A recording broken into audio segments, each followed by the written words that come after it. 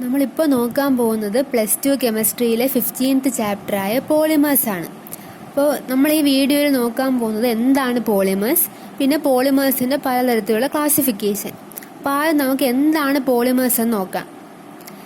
High molecular mass ഉള്ള വളരെ large ആയിട്ടുള്ള മോളിക്യൂൾസിനെയാണ് പോളിമേഴ്സ് എന്ന് പറയാറ്. ഇവരെ നമ്മൾ മാക്രോ മോളിക്യൂൾസ് എന്ന് വിളിക്കും. വളരെ വലിയ മോളിക്യൂൾസ് ആയതുകൊണ്ട് തന്നെ നമ്മൾ ഇവരെ മാക്രോ മോളിക്യൂൾസ് എന്ന് വിളിക്കും. ഇനി കുറേ മോണോമേഴ്സ് ചേർന്നിട്ടാണ് ഈ പോളിമേഴ്സ് ഉണ്ടാവുന്നത്. മോണോമേഴ്സിൻ്റെ ഒരു ലാർജ് ഗ്രൂപ്പിനെയാണ് പോളിമേഴ്സ് എന്ന് പറയുന്നത്.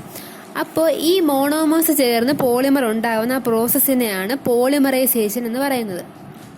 Polymerisation is the process of formation of polymers from respective monomers. അടുത്തതായിട്ട് പോളിമേഴ്സിൻ്റെ ക്ലാസിഫിക്കേഷൻ നോക്കാം. 4 കാര്യങ്ങളുടെ ബേസിസിൽ പോളിമേഴ്സിനെ ക്ലാസിഫൈ ചെയ്തിട്ടുണ്ട്. 1 on the basis of source, 2 on the basis of structure, 3 on the basis of mode of polymerisation, 4 on the basis of molecular forces. അപ്പോൾ ആദ്യത്തെ നമുക്ക് നോക്കാം. Classification on the basis of source. 3 തരത്തിൽ നമുക്ക് പോളിമേഴ്സിനെ ക്ലാസിഫൈ ചെയ്യാം. ആദ്യത്തത് നാച്ചുറൽ പോളിമർ. നാച്ചുറൽ പോളിമേഴ്സ് ഉണ്ട്, സെമി സിന്തറ്റിക് പോളിമേഴ്സ് ഉണ്ട്, സിന്തറ്റിക് പോളിമേഴ്സ് ഉണ്ട്. ഇത്രയും ഫസ്റ്റ് ക്ലാസിഫിക്കേഷനിൽ വരുന്നതാണ്. ഇപ്പോൾ നാച്ചുറൽ പോളിമർ എന്ന് പറഞ്ഞു കഴിഞ്ഞാൽ നമുക്ക് പ്ലാന്റ്സിൽ നിന്നും അനിമൽസിൽ നിന്നും കാണാൻ പറ്റുന്നതാണ് നാച്ചുറൽ പോളിമേഴ്സ്. ഇവരുടെ example proteins, cellulose, starch, rubber, ഇതൊക്കെയാണ് നാച്ചുറൽ പോളിമേഴ്സിൻ്റെ എക്സാമ്പിൾ. അടുത്തതായിട്ട് സെമി സിന്തറ്റിക് പോളിമേഴ്സ്. അതെന്ന് പറഞ്ഞു കഴിഞ്ഞാൽ സെല്ലുലോസിൻ്റെ ഡെറിവേറ്റീവ്സ് ആയിരിക്കും സെമി സിന്തറ്റിക് പോളിമേഴ്സ്. ഇവരുടെ എക്സാമ്പിൾ സെല്ലുലോസ് അസറ്റേറ്റ്, അതായത് സെല്ലുലോസ് അസറ്റേറ്റ് ഇല്ലെങ്കിൽ റയോൺ എന്നും വിളിക്കാം. അതും പിന്നെ സെല്ലുലോസ് നൈട്രേറ്റും. ഇത് രണ്ടുമാണ് സെമി സിന്തറ്റിക് പോളിമേഴ്സിൻ്റെ 2 മെയിൻ എക്സാമ്പിൾസ്. അടുത്തതായിട്ട് വരുന്നതാണ് സിന്തറ്റിക് പോളിമേഴ്സ്. ഇവരിൽ പ്ലാസ്റ്റിക് വരും, സിന്തറ്റിക് ഫൈബേഴ്സായ നൈലോൺ 66 വരും, സിന്തറ്റിക് റബ്ബറായ ബ്യൂണ എസ് വരും. ഇതൊക്കെയാണ് സിന്തറ്റിക് പോളിമേഴ്സിൻ്റെ മെയിൻ എക്സാമ്പിൾ. സിന്തറ്റിക് പോളിമർ എന്ന് പറഞ്ഞു കഴിഞ്ഞാൽ മാൻ മെയ്ഡ് പോളിമേഴ്സ്. അടുത്തതായിട്ട് രണ്ടാമത്തെ ക്ലാസിഫിക്കേഷനിലേക്ക് പോവാം. On the basis of structure of polymers. അങ്ങനെ നമുക്ക് 3 രീതിയിൽ ഇതിനെ ക്ലാസിഫൈ ചെയ്യാം. Linear polymers, branched chain polymers, cross linked ഇല്ലെങ്കിൽ നെറ്റ്വർക്ക് പോളിമേഴ്സ്. ആദ്യം ലീനിയർ പോളിമേഴ്സ്. ഒരു ലോങ് സ്ട്രെയിറ്റ് ചെയിനായിട്ടുള്ള പോളിമേഴ്സിനെയാണ് ലീനിയർ പോളിമേഴ്സ് എന്ന് വിളിക്കുന്നത്. ലോങ് ആയിട്ടുള്ള സ്ട്രെയിറ്റ് ചെയിൻ ആയിട്ടുള്ള പോളിമേഴ്സിനെയാണ് ലീനിയർ പോളിമേഴ്സ് എന്ന് വിളിക്കുന്നത്. ഇവരുടെ example high density polythene, polyvinyl chloride, അതായത് PVC.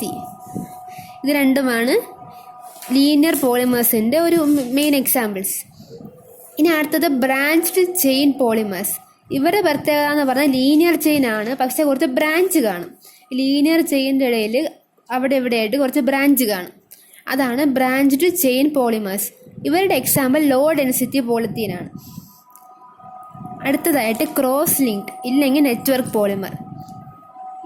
ഇവരെന്ന് പറഞ്ഞു കഴിഞ്ഞാൽ ബൈ ഫങ്ഷണലോ ട്രൈ ഫങ്ഷണലോ ആയിട്ടുള്ള മോണോമേഴ്സ് കാരണം ഉണ്ടാവുന്ന പോളിമേഴ്സിനെയാണ് ക്രോസ് ലിങ്ക്ഡ് പോളിമേഴ്സ് എന്ന് പറയാറ്. ഇവർ തമ്മിൽ സ്ട്രോങ് കോവാലന്റ് ബോണ്ട് ആയിരിക്കും. അപ്പോൾ ലീനിയർ പോളിമർ ചെയിൻ തമ്മിൽ ഭയങ്കര സ്ട്രോങ് ആയിട്ടുള്ള കോവാലന്റ് ബോണ്ട് ആയിരിക്കും.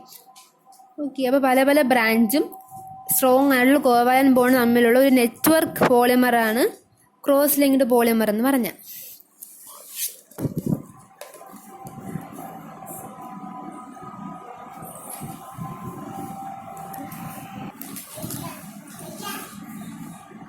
അപ്പോൾ ക്രോസ് ലിങ്ക്ഡ് പോളിമേഴ്സിൻ്റെ എക്സാമ്പിൾ എന്ന് പറഞ്ഞാൽ ബേക്ക്ലൈറ്റും മെലമൈനും ആണ് നെറ്റ്വർക്ക് പോളിമേഴ്സിൻ്റെ മെയിൻ എക്സാമ്പിൾസ്. അടുത്ത classification on the basis of mode of polymerisation. ഇത് 2 ക്ലാസിഫിക്കേഷൻ ഉണ്ട്. First one addition polymers, second one condensation polymers. Addition polymers എന്ന് പറഞ്ഞു കഴിഞ്ഞാൽ ഡബിൾ ബോണ്ടോ ട്രിപ്പിൾ ബോണ്ടോ കാണിക്കുന്ന മോണോമേഴ്സിൻ്റെ റിപ്പീറ്റഡ് അഡീഷൻ കാരണം ഉണ്ടാകുന്നതാണ് അഡീഷൻ പോളിമേഴ്സ്. ഡബിൾ ബോണ്ടോ ട്രിപ്പിൾ ബോണ്ടോ പൊസസ് ചെയ്യുന്ന മോണോമേഴ്സിന്റെ റിപ്പീറ്റഡ് അഡീഷൻ കാരണം ഉണ്ടാവുന്നതാണ് അഡീഷൻ പോളിമേഴ്സ്. അതായത് ഇപ്പോൾ നമ്മുടെ ഈഥീൻ ഡബിൾ ബോണ്ടഡ് ആയിട്ടുള്ള ഒരു മോണോമറാണ്. അപ്പോൾ ഈ മോണോമർ നമ്മൾ റിപ്പീറ്റഡ് അഡീഷൻ ചെയ്യുമ്പോൾ നമുക്ക് പോളിത്തീൻ കിട്ടും. ഓക്കെ, അപ്പോൾ ഇതാണ് അഡീഷൻ പോളിമറൈസേഷൻ ഒരു example. Double bond triple bond ആയിട്ടുള്ള സംഭവത്തിനെ നമ്മൾ റിപ്പീറ്റഡായിട്ട് ആഡ് ചെയ്യണം, അപ്പം നമുക്ക് അഡീഷൻ പോളിമർ കിട്ടും. ഇനി നമ്മൾ ഒരേ ടൈപ്പിലുള്ള മോണോമേഴ്സിനെ, ഒരേ മോണോമർ സ്പീഷീസിനെ റിപ്പീറ്റ് അഡീഷൻ ചെയ്യുമ്പോൾ നമുക്ക് ഹോമോ പോളിമേഴ്സ് കിട്ടും. ഓക്കെ, അപ്പോൾ ഒരേപോലത്തെ മോണോമറിക് സ്പീഷീസ് ചേർന്നുണ്ടാവുന്നതാണ് ഹോമോ പോളിമേഴ്സ്. അതേപോലെ തന്നെ ഡിഫറെൻറ്റ് ടൈപ്സ് ഓഫ്, രണ്ട് ഡിഫറെൻറ്റ് മോണോമേഴ്സ് ചേർന്നുണ്ടാവുന്നതിനെയാണ് കോ പോളിമേഴ്സ് എന്ന് പറയുന്നത്. ഓക്കെ, അപ്പോൾ ഇത് രണ്ടും അഡീഷൻ പോളിമേഴ്സിൻ്റെ രണ്ട് ടൈപ്സ് ആണ്, ഹോമോ പോളിമേഴ്സും കോ പോളിമേഴ്സും. ഒരേ മോണോമറിക് സ്പീഷീസ് ആണെങ്കിൽ ഹോമോ പോളിമർ, ഡിഫറെൻ്റ് ആണെങ്കിൽ കോ പോളിമർ. ഓക്കെ, ഇതിൻ്റെ എക്സാമ്പിൾ ബ്യൂണ എസും ബ്യൂണ എന്നും ആണ്. കോ പോളിമേഴ്സിൻ്റെ എക്സാമ്പിളാണ് ബ്യൂണ എസും ബ്യൂണ എന്നും. ഹോമോ പോളിമേഴ്സിൻ്റെ എക്സാമ്പിളാണ് പോളിത്തീൻ. അപ്പോൾ ഇത്രയാണ് നമുക്ക് അഡീഷൻ പോളിമേഴ്സിൽ പഠിക്കാനുള്ളത്. അടുത്തതായിട്ട് രണ്ടാമത്തെ ക്ലാസിഫിക്കേഷൻ കണ്ടൻസേഷൻ പോളിമേഴ്സ്. ഇവരെന്ന് പറഞ്ഞു കഴിഞ്ഞാൽ ബൈ ഫങ്ഷനലോ ട്രൈ ഫങ്ഷനലോ ആയിട്ടുള്ള മോണോമേഴ്സ്, രണ്ട് ഡിഫറെൻറ്റ് മോണോമേഴ്സ്. അതായത് രണ്ട് ഫങ്ഷണൽ ഗ്രൂപ്പും 3 ഫങ്ഷണൽ ഗ്രൂപ്പും അടങ്ങിയിരിക്കുന്ന മോണോമറിക് യൂണിറ്റ്സ് ചേർന്ന് കണ്ടൻസേഷൻ നടക്കുമ്പോൾ ഉണ്ടാകുന്നതാണ് കണ്ടൻസേഷൻ പോളിമേഴ്സ്.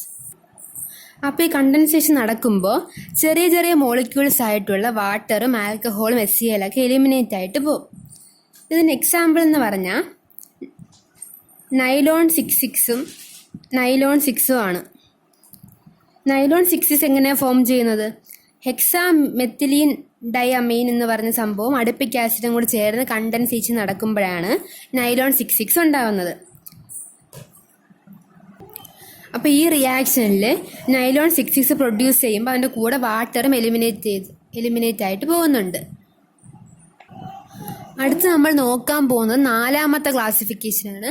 അതായത് classification based on molecular forces. Molecular ഫോഴ്സസിൻ്റെ ബേസിസിൽ 4 രീതിയിൽ ക്ലാസിഫൈ ചെയ്തിട്ടുണ്ട്. First one ഇലാസ്റ്റോമസ്.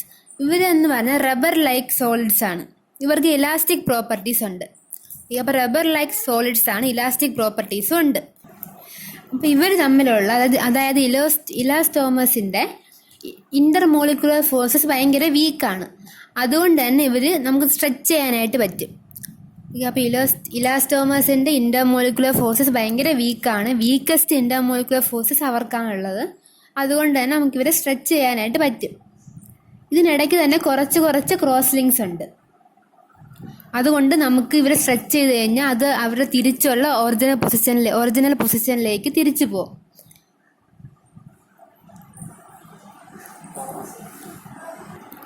അപ്പോൾ നമ്മുടെ വൾക്കനൈസ്ഡ് റബ്ബറിലും ഇതേ സംഭവമാണ് സംഭവിക്കുന്നത്.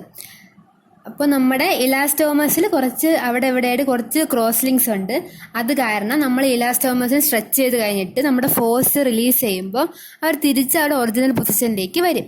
ഇതിന് എക്സാമ്പിൾ എന്ന് പറഞ്ഞാൽ ബ്യൂണ എസും ബ്യൂണ എന്നും നിയോപ്രീനൊക്കെയാണ്. അപ്പോൾ ഇത്രയാണ് ഇലാസ്റ്റോമസിനെ കുറിച്ച് പഠിക്കാനുള്ളത്. അടുത്തതായിട്ട് ഫൈബേഴ്സ് എന്ന് പറഞ്ഞു കഴിഞ്ഞാൽ ത്രെഡ് ഫോമിങ് സോളിഡ്സ് ആണ്. ത്രെഡ് പോലെ ഇരിക്കുന്ന സോളിഡ്സ് ആണ്. ഇവർക്ക് ഹൈ ടെൻസൈൽ സ്ട്രെങ്തും പിന്നെ ഹൈ മോഡുലസും ആണ് ഉള്ളത്. ഇവർക്ക് സ്ട്രോങ് ഇന്റർമോളിക്കുലർ ഫോഴ്സസ് ആണ്. അതായത് ഹൈഡ്രജൻ ബോണ്ടിങ്ങിനെ പോലെ അത്ര സ്ട്രോങ് ആയിട്ടുള്ള ഇന്റർമോളിക്കുലർ ഫോഴ്സസ് ആണ് നമ്മുടെ ഫൈബേഴ്സിനുള്ളത്. മാത്രമല്ല ഇവർ ക്രിസ്റ്റലിൻ നേച്ചർ ഇമ്പാർട്ട് ചെയ്യുകയും ചെയ്യുന്നുണ്ട്. ഓക്കെ, അപ്പോൾ ഇവർ തമ്മിലുള്ള സ്ട്രോങ് ഫോഴ്സസ് കാരണം നമ്മുടെ ഈ ഫൈബേഴ്സ് ക്രിസ്റ്റലിൻ നേച്ചർ കാണിക്കും. ഇവരുടെ എക്സാമ്പിൾ എന്ന് പറഞ്ഞു കഴിഞ്ഞാൽ പോളി അമൈഡ്സും പോളിയെസ്റ്റേഴ്സും ആണ്. അടുത്തതായിട്ട് തെർമോപ്ലാസ്റ്റിക് പോളിമേഴ്സ്.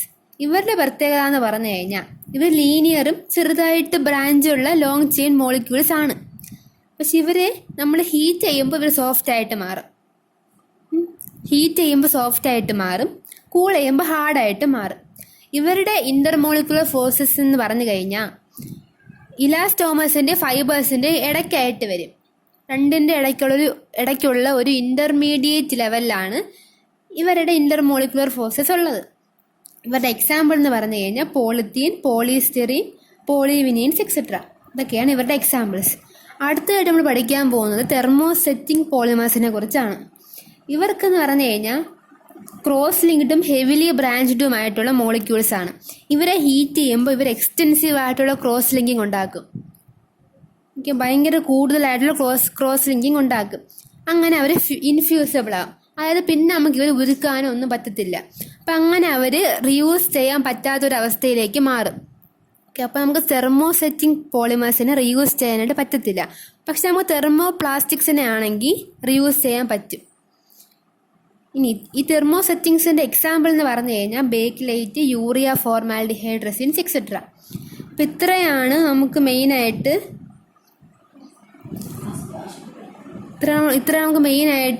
പോളിമേഴ്സിൻ്റെ ക്ലാസിഫിക്കേഷനിൽ നോക്കാനുള്ളത്.